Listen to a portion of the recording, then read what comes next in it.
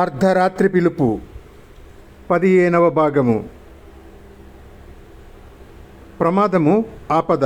బాగా ఆలోచించండి విశ్వం అన్నాడు మిశ్రా. నిజమే, నేను వాళ్ళు చెప్పినట్టుగా సూపర్ మార్కెట్లోకి వెళ్లకుండా ఉంటే నాకు ప్రమాదం తప్పుతుందా? మా నాన్నని ఎత్తుకుపోయారు వాళ్ళ నుంచి మా నాన్నని ఎలా తప్పించడము, ఇవన్నీ ఆలోచించే నేను ఈ నిర్ణయానికి వచ్చాను అన్నాడు విశ్వం. మీ నాన్నగారిని ఎత్తుకుపోయారు మిమ్మల్ని బెదిరించడానికి, అంతేకాని మీ నాన్నగారికి ఎటువంటి హాని కలగదు అనే నా నమ్మకం. మీరు అదృశ్యమైతే మీకు ఎటువంటి ఆపద ఉండదు అన్నాడు మిశ్రా. అంటే అడిగాడు విశ్వం. రూపం మార్చుకొని పేరు మార్చుకొని ఏ మారుమూల ఊరికో వెళ్ళి అక్కడ బతికితే సరి, రహస్యంగా మీకు డబ్బు అందించే ఏర్పాటు చేస్తాం అన్నాడు మిశ్రా. అంటే మా నాన్నని, అమ్మని, నా స్నేహితులని, సరళని ఈ జీవితంలో మళ్ళీ కలుసుకునే అవకాశం ఉండదన్నమాట. అలాంటి ఏకాకి బ్రతుకు బతకడం కన్నా చావడమే మేలు. తెలిసి బుద్ధిపూర్వకంగా ప్రమాదాన్ని స్వీకరిస్తున్నారు మీరు. మీ ధైర్యాన్ని మెచ్చుకుంటున్నాను. మిమ్మల్ని చంపడానికి వచ్చే మనిషి చంపి పారిపోవడానికి ప్రయత్నిస్తాడని అనుకోను. అతన్ని మేము పట్టుకునేటంత వరకు బతికి ఉంటాడని అనుకోను. నోట్లో సైనైడ్ మాత్ర పెట్టుకొని ఉంటాడు. అతని పిస్తోల్ గుండుకి మీరు గురి కాకుండా ఉండాలి. దానికి కావలసిన ఏర్పాట్లు చేయాలి అన్నాడు మిశ్రా. చెయ్యండి అన్నాడు విశ్వం.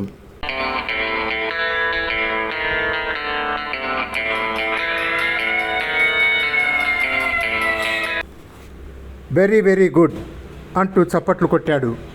గోవర్ధన్ వెనక్కి వాలిపోయాడు. అతని ఛాతిలోంచి రక్తం కారుతుంది. గోవర్ధన్ చచ్చిపోయాడని సరళకి తెలుసు. నా వైపు తిప్పి పిస్తోల్ పేల్చిన ప్రయోజనం లేదు. తూటాలు అయిపోయాయి. లెక్క పెట్టాను సరళ. మంచి పని చేశావు. దేశద్రోహిని చంపేశావు. దేశానికి మేలు చేశావు అన్నాడు గదిలోకి వచ్చిన ఆ మనిషి. తనను ఇన్నాళ్ళు పెంచిన తన తండ్రి అనుకున్న గోవర్ధన్ తన చేతులలో కాల్చి చంపాను అనే దుఃఖం కట్టలు తెంచుకొని వచ్చింది ఆమెకు. వెక్కి వెక్కి ఏడుస్తున్నది సరళ. తల నిమురుతున్నాడతను. ఏడవకమ్మా, ఏడ్చి ప్రయోజనం లేదు. గోవర్ధన్ మీద నీకున్న ప్రేమలో ఆవగింజ అంత కూడా అతనికి నీ మీద లేనేలేదు. ఈ దేశానికి ద్రోహాన్ని తలపెట్టి నీ ద్వారా తన కార్యక్రమాలు సాధించాలని నిర్ణయించుకున్న స్వార్థపరుడు, కర్కోటకుడు ఈ గోవర్ధన్. నీ కళ్ళ నీళ్లకు అర్హుడు కాడు అతను అన్నాడు గదిలోకి వచ్చిన అతను. సరళ తల ఎత్తలేదు. ఎత్తితే గోవర్ధన్ శవాన్ని చూడాలనే భయం. చేతులు రెండు మొహానికి కప్పుకొని ఏడుస్తూనే ఉంది. 10 నిమిషాల తర్వాత తల ఎత్తింది.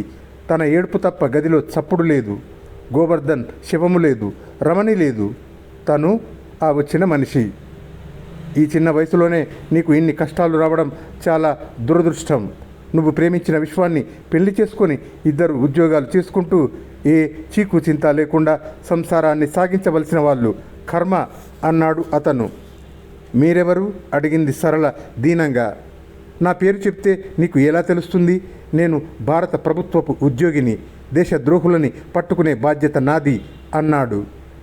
దాదాపు 40 ఏండ్లు ఉంటాయి. పొడుగ్గా ఉన్నాడు. తీక్షణమైన కళ్ళు, పైకి దువ్వుకున్న పల్చని జుట్టు, ప్యాంటు, లోపలికి దొప్పుకున్న షర్టు. చాలా దయతో ప్రేమతో చూశాడు సరళని.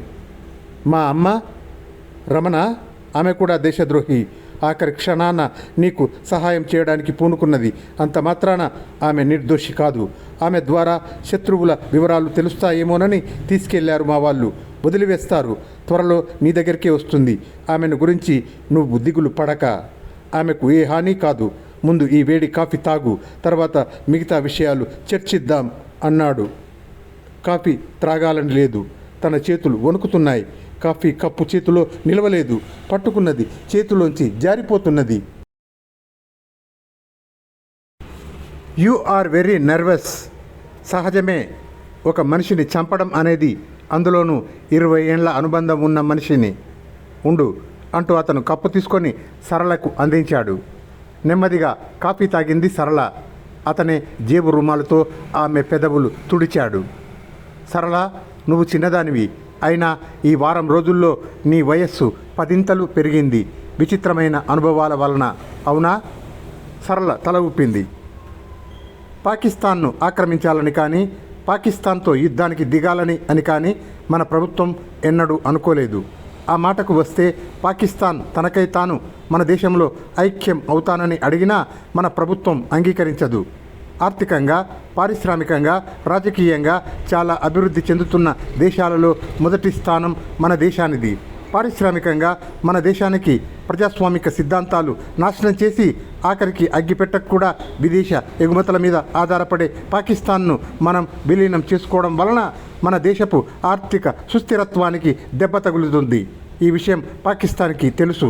కానీ వాళ్ళ దేశంలో రాజకీయ సంచలనమో, అస్థిరత్వమో, నియంత పదవికి ప్రమాదమో వాటిల్లినప్పుడల్లా ప్రజల దృష్టి ఆ సమస్యల మీద నుంచి తప్పించేందుకు భారతదేశం తమ దేశాన్ని మింగేయాలని చూస్తుందని ప్రచారం చేసి యుద్ధానికి సన్నాహం అవుతారు.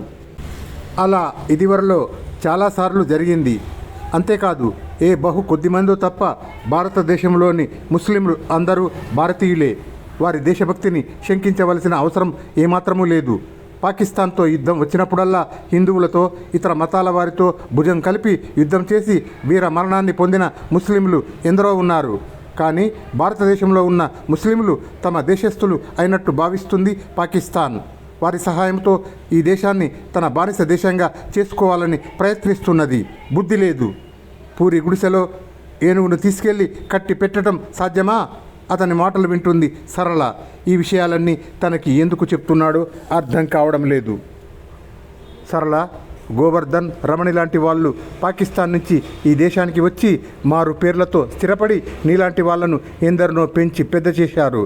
అందరూ నీలా తను పెరిగిన ఈ దేశమే తన దేశం అని అనుకోరు. కొందరు, బహుశా చాలామంది పెంచిన తల్లి తండ్రి మాటలు విని ఈ దేశానికి ద్రోహం తలపెడతారు. వాళ్ళెవరు, ఎంతమంది, ఎక్కడున్నారు, ఇవన్నీ తెలుసుకోవాలి. తెలుసుకోకపోతే మన దేశానికి చాలా ప్రమాదము. ఈ విషయాలు తెలుసుకోవడానికి నీవు సహాయం చేస్తావా? చెప్పు.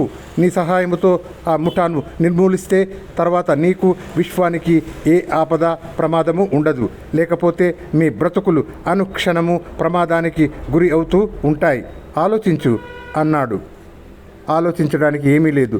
ఒక పాకిస్తాన్ గూఢచారిని నా చేతులతో నేనే చంపాను. ఇక మిగతా వాళ్ళను చంపడానికి సిద్ధమే అన్నది సరళ. Good, very good. అయితే నువ్వు చేయవలసిన పని అని ప్రారంభించాడు అతను.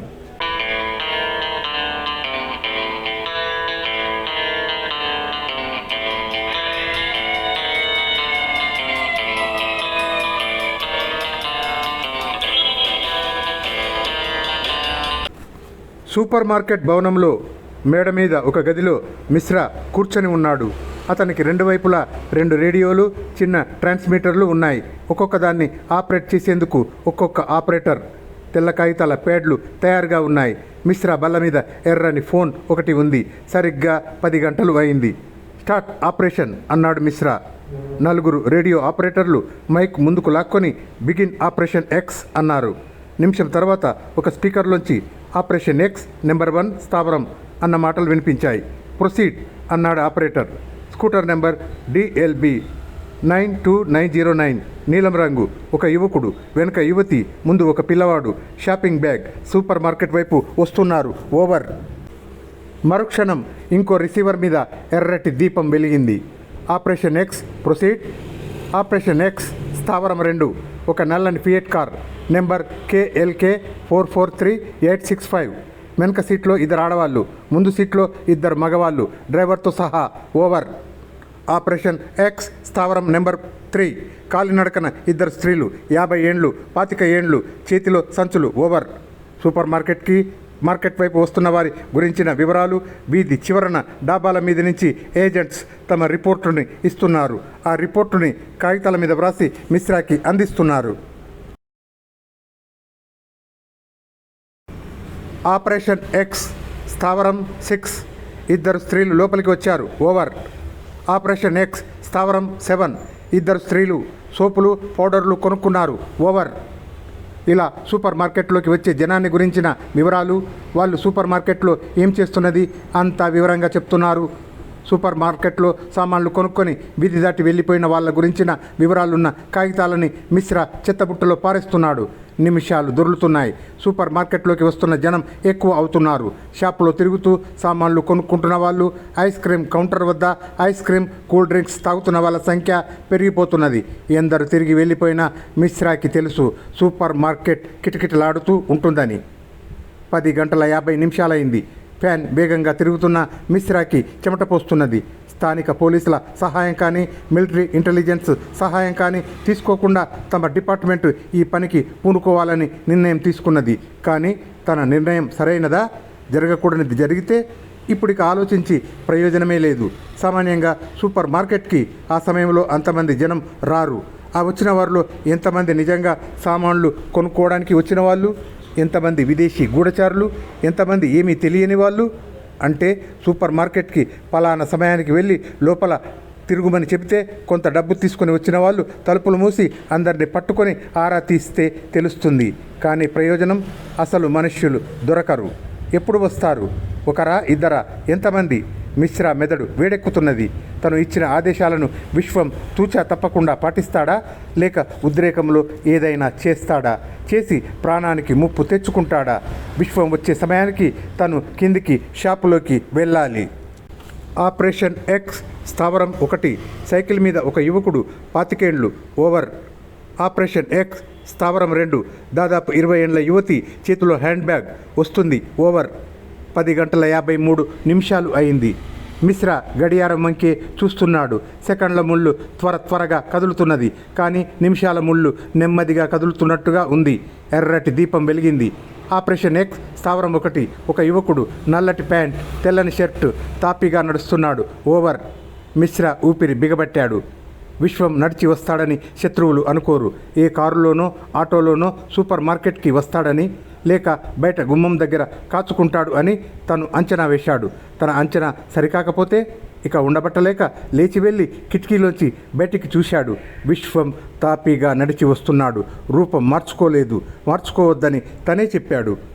Operation X 1. ఒక మధ్య వయస్కుడు, లావుగా పొట్టిగా ఉన్నాడు ఓవర్. మిశ్రా కిటికీ దగ్గర నుంచి కదలలేదు. విశ్వం సూపర్ మార్కెట్ మెట్ల దగ్గరికి వచ్చాక సూపర్ మార్కెట్ నుంచి ఊళ్ళోకి వెళ్ళే 3 రోడ్లు మూసేయమని ఆజ్ఞ ఇచ్చాడు. అంటే పెద్ద పెద్ద లారీలు రోడ్డుకి అడ్డంగా ఉంటాయి. తమ ఏజెంట్లు కాపలాగా ఉంటారు. చీమ కూడా బయటికి వెళ్లకుండా, పారిపోకుండా అలా ఏర్పాటు చేశాడు. ఇంకో నిమిషంన్నర ఉన్నది విశ్వం సూపర్ మార్కెట్కి చేరుకోవడానికి. ఆపరేషన్ ఎక్స్ స్థావరం 4. ఒక యువతి సూపర్ మార్కెట్లోకి వెళ్లకుండా మార్కెట్ ముందు నుంచి వెళ్ళిపోతుంది ఓవర్. ఎవరో ఆ వీధిలో ఏదో పన్నెండు వెళ్తున్నది. మిశ్రా ఆ విషయం పట్టించుకోలేదు.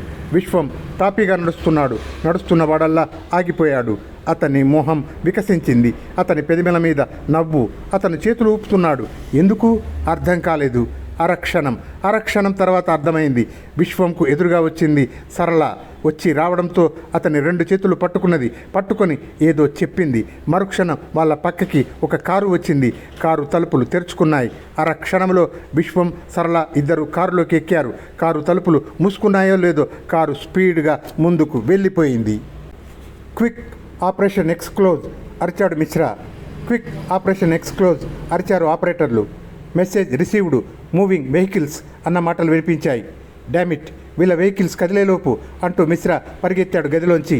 పరిగెత్తుతూ అలర్ట్, కార్ నెంబర్ DLB 990489 నల్ల అంబాసిడర్, స్టాప్ ఇట్ అరిచాడు. క్షణాల మీద అన్ని పోలీస్ స్టేషన్లకి వార్త చేరింది.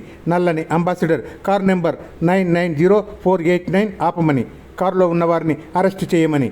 నల్లటి అంబాసిడర్ కారును తరుముకుంటూ బయలుదేరాయి మిశ్రా ఏర్పాటు చేసిన కార్లు. నగరంలో అన్ని చోట్ల ట్రాఫిక్ కానిస్టేబుల్స్కి కబురు అందజేశారు ఆ కారు ఆపమని. మిశ్రా తన కారును తనే డ్రైవ్ చేస్తున్నాడు. డ్రైవర్ని పిలిపించే వ్యవధి లేకపోయింది. నల్ల అంబాసిడర్ నెంబర్, ఎస్ సార్, ఇప్పుడే ఎడం వైపు వెళ్ళింది. మిశ్రా యాక్సిలేటర్ మీద కాలు నొక్కి స్పీడు పెంచాడు. మళ్ళీ 4 రోడ్ల కలయిక. Automatic signal. ఎర్రదీపం వెలుగుతుంది. తన కారు ముందు ఆగిందా? కిటికీలోంచి తొంగి చూశాడు. వరుసగా ఉన్న కార్లు నెంబర్లు కనిపించడం లేదు. కారు దిగాడు. ఒక్క అడుగు వేశాడో లేదో గ్రీన్ సిగ్నల్ వచ్చేసింది. డామిట్ అనుకుంటూ మళ్ళీ కారు ఎక్కి క్లోజ్ ది రెడ్, నా మెసేజ్ వచ్చే వరకు అరిచాడు తన రేడియోలో. దాదాపు 60 మైలు వెళ్ళాక మళ్ళీ 2 రోడ్లు, ఎర్రని సిగ్నల్. లారీలు, స్కూటర్సు, కార్లు, ఆటోలు వరుసగా ఆగి ఉన్నాయి. మిశ్రా కారు దిగాడు.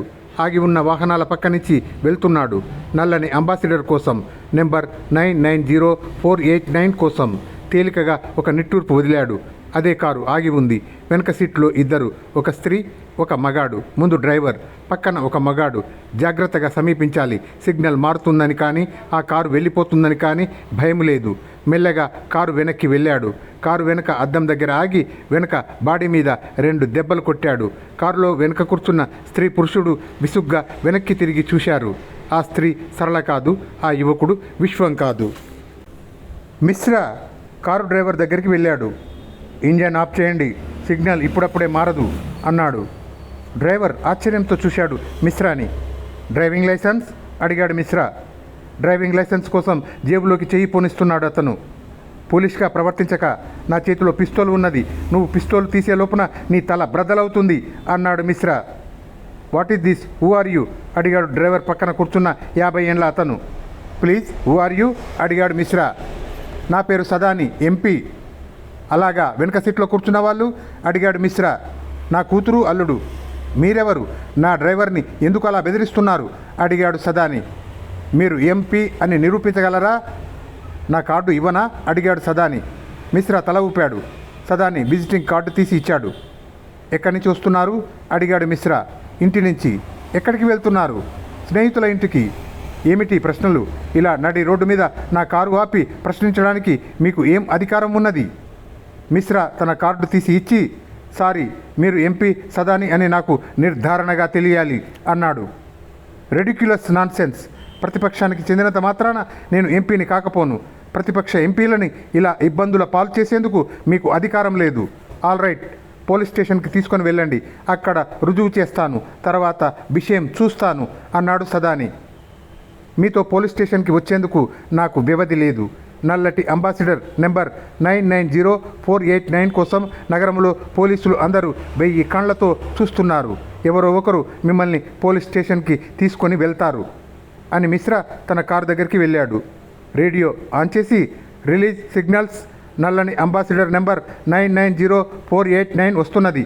తర్వాత సిగ్నల్ వద్ద ఆ కారును ఆపి పోలీస్ స్టేషన్కి తీసుకుని వెళ్ళి కారులో ప్రయాణిస్తున్నది ఎంపీ సదాని అయితే వదిలిపెట్టండి, లేదా లాకప్లో పెట్టి నా ఆఫీస్కు కబురు చేయండి. స్విచ్ ఆఫ్ చేశాడు మిశ్రా. సిగ్నల్ వచ్చింది. కార్లు కదులుతున్నాయి. మిశ్రా కారు కూడా ముందుకు పోతున్నది.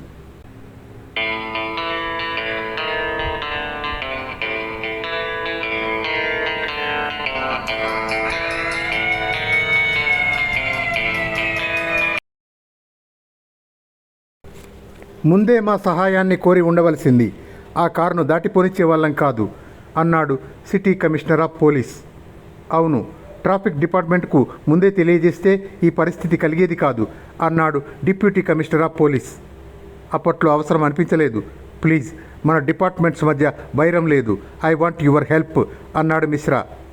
దట్ ఈజ్ ఆల్ రైట్, మా శాయశక్తులా ప్రయత్నిస్తున్నాము. మీరు పట్టుకున్న అంబాసిడర్ నెంబర్ 990489 నిజంగానే ఎంపీ సదాని గారిది. మా వాళ్ళు నిర్ణయించుకున్న తర్వాతే వాళ్ళను వదిలేశారు. అంటే అదే నెంబర్ గల అంబాసిడర్ కార్ నెంబర్ ప్లేట్స్ మార్చుకొని ఉండాలి. అవును అన్నాడు కమిషనర్. ఆ కారు విషయం ఏమీ తెలియలేదా? విశ్వం అనే అతని ఆనవాలు, సరళ అనే యువతి ఆనవాలు, మీరు చెప్పిన వివరాలు అన్ని పోలీస్ స్టేషన్స్కి, బిట్ కానిస్టేబుల్స్కి, ట్రాఫిక్ కానిస్టేబుల్స్కి అందజేశాం. కారు నెంబర్ ఏదైనా నల్లని అంబాసిడర్ అయితే ఆపమని ఆదేశాలు వచ్చాయి. వాళ్ళు నల్లని అంబాసిడర్ కారును ఎక్కడో వదిలేసి ఇంకో కారులో ఎక్కి వెళ్ళి ఉంటే ఏం చేయలేం అన్నాడు డిప్యూటీ కమిషనర్. థ్యాంక్స్, నేను నా ఆఫీస్కు వెళ్తున్నాను. ఏదైనా కబురు తెలిస్తే ఫోన్ చేయండి అన్నాడు మిశ్రా. పొరపాటు చేశాడు. పెద్ద ముఠ, శత్రువులు పెద్ద వ్యూహం పన్నారు అని తెలిసి తను తన డిపార్ట్మెంట్ మనుషులతో వాళ్లను పట్టగలనని అనుకోవడం పొరపాటైంది. Military intelligence, city police, crime branch, traffic, law and order శాఖలు అందరి సహాయాన్ని కోరి ఉండవలసింది. సరళ ఎలా అక్కడికి వచ్చింది? ఎందుకు వచ్చింది? ఆమె విశ్వానికి ఏం చెప్పింది? తనతో ఒక్క మాట తను అన్ని విషయాలు పూసగుచ్చినట్టు విశ్వానికి చెప్పాడే. తనతో సంప్రదించకుండా విశ్వం సరళతో ఎందుకు ఆ కారు ఎక్కాడు? అతన్ని బలవంతంగా కారులోకి తొయ్యలేదు. తనకై తాను కారు ఎక్కాడు విశ్వం. ఆ విషయం తన కళ్ళతో తను చూశాడు. సరళ ఏం చెప్పింది? ఏం చెప్తే విశ్వం ఆమెను అనుసరించాడు? అతని తండ్రిని కాపాడుతానన్నదా? ఎంత ఆలోచించినా ఏమీ పాలుపోవడం లేదు. మిశ్రా కారు ఆపాడు. ఏవో ఆలోచనలతో మనస్సు వేడెక్కుతుంది. కారు తాళం వేసి నెమ్మదిగా లిఫ్టులోకి వెళ్ళాడు. లిఫ్ట్ ఆగగానే బయటికి వెళ్ళి పరధ్యానంగా తన ఆఫీస్ గది తలుపు తెరిచి లోపలికి వెళ్ళాడు. రండి మిస్టర్ మిశ్రా, మీకోసమే కాచుకొని ఉన్నాం. ఉలిక్కిపడ్డాడు మిశ్రా. ఒక కుర్చీలో విశ్వం, రెండో కుర్చీలో సరళ కూర్చొని ఉన్నారు.